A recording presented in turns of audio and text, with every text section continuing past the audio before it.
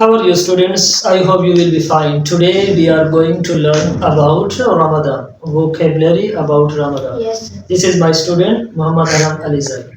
Okay, Aram, आप मुझे ये बताएं कि रोजे को इंग्लिश में क्या कहते हैं? Fast. Very good. अगर मैं कहूँ कि मुझे रोजा है तो I am fasting.